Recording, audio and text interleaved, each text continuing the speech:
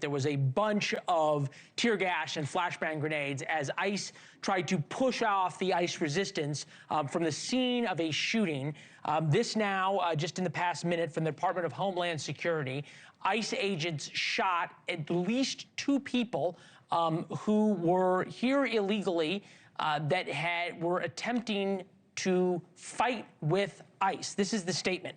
6:50 p.m. Central Time, so that would be right now about 2 hours ago. Federal law enforcement officers were conducting a targeted traffic stop in Minneapolis of an illegal alien from Venezuela who was released into the country by Joe Biden in 2022. In an attempt to evade arrest, the subject fled the scene in his vehicle and crashed into a parked car. The subject then fled on foot.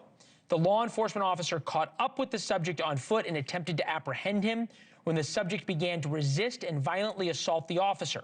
While the subject and law enforcement were in a struggle on the ground, 2 subjects came out of a nearby apartment and also attacked the law enforcement officer with a snow shovel and a broom handle. As the officer was being ambushed and attacked by the 2 individuals, the original subject got loose and began striking the officer with a shovel or broomstick.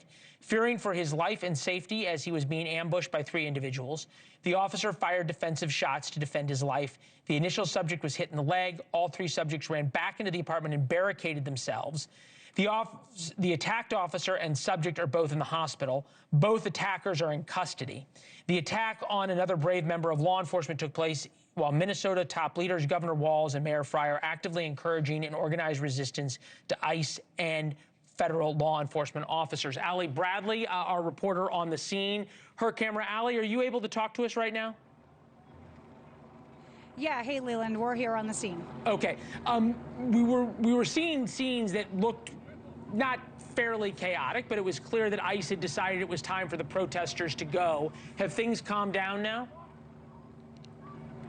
Not really. We just heard some more flashbangs going off out in the corner behind me. There's another pop that just went off. I'm not sure exactly what that was, but there has been some clashes with federal law enforcement and protesters here on this side of the caution tape where we are pretty much just chanting, just shouting and whistleblowing and things like that. When ICE has left the area, it does get a little bit of that escalatory energy. However, they have not deployed less lethal munitions where we're standing. But this is really one of those situations where it's a powder keg, right? It's been 1 week to the day where Renee Good was shot and killed by an ICE officer. This and another ICE-involved shooting incident in just a week. And so these individuals down here are frustrated. They're saying that ICE needs to get out of Minneapolis. They continue to chant that they need to get out of this area, saying that they don't support them. So right now, we're continuing to monitor this scene. Thank you for watching. Subscribe below and download our NewsNation app right now on your phone, and you will get fact-based, unbiased news for all Americans.